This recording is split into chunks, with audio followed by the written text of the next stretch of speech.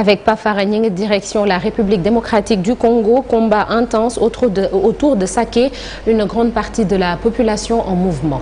Dans l'est de la RDC, des combats intenses se poursuivent autour de la cité de Saké, à une vingtaine de kilomètres de Goma, la capitale du Nord Kivu.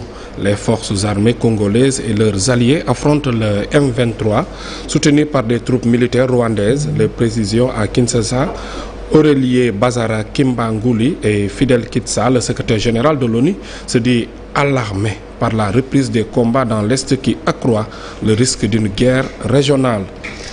Parlons de ce communiqué donc, de l'AES dans le cadre de la mise en œuvre de sa feuille de route, en particulier les aspects relatifs à la libre circulation des citoyens.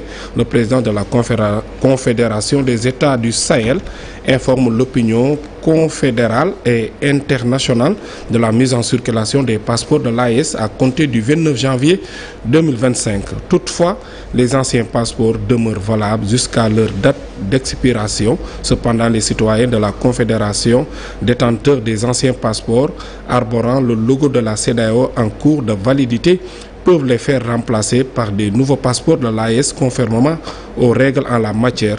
En tout état de cause, le président de la Confédération des États du Sahel rassure les populations de l'espace confédéral que toutes les dispositions utiles seront prises pour garantir l'effectivité de la libre circulation des personnes et des biens.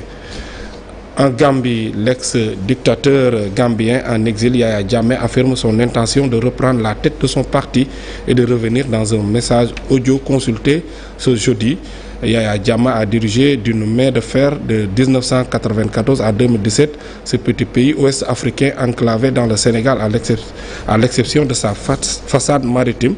Il vit en Guinée équatoriale depuis son départ contraint en janvier 2017 sous la pression des États ouest-africains à la suite de sa défaite à la présidentielle contre Adama Barrow, réélu en 2021.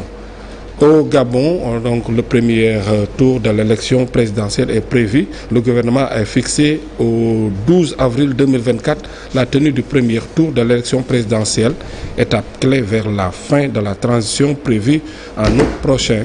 Le scrutin aura donc lieu dans moins de 3 mois. Le pays est-il prêt à tenir cette importante échéance qui permettra d'élire le futur président de la République qui dirigera le pays durant les 7 prochaines années avec la possibilité de renouveler son mandat une seule fois selon la nouvelle constitution. Terminons aux États-Unis. Ce jeudi 23 janvier, c'est-à-dire hier, un juge américain a suspendu temporairement la remise en cause du droit de sol ordonné par Donald Trump, signé et qui montre que l'offensive anti-immigration voulue par le milliardaire républicain est promise à une longue bataille judiciaire. Il s'agit d'un ordre manifestement inconstitutionnel, a estimé le magistrat fédéral John Kugner, cité par des médias locaux lors d'une audience à Seattle au sujet du décret signé par Donald Trump revenant sur le droit du sol, un principe consacré par le 14e amendement de la Constitution américaine et appliqué depuis plus de 150 ans aux États-Unis. Nata, c'était tout. Peut-être Trump aussi a signé un décret pour déclassifier les dossiers sur les assassinats de John Fitzgerald Kennedy et Martin Luther King. Merci beaucoup, Pafara Nying. On te retrouve dans une vingtaine de minutes pour la version Wolof de l'actualité internationale. Alors, dans la seconde partie, oui, c'est à saluer, Chérif. Même pour le Gabon aussi, oui. La décision du général Oligui Nguema qui a décidé quand même de mettre fin au moins à la transition, contrairement à ce qu'on a vu ici, dans d'autres pays. Tout ce de l'AES, le Mali, la Guinée. Bon, quoi qu'il en soit, au moins quand même, il y aura des élections.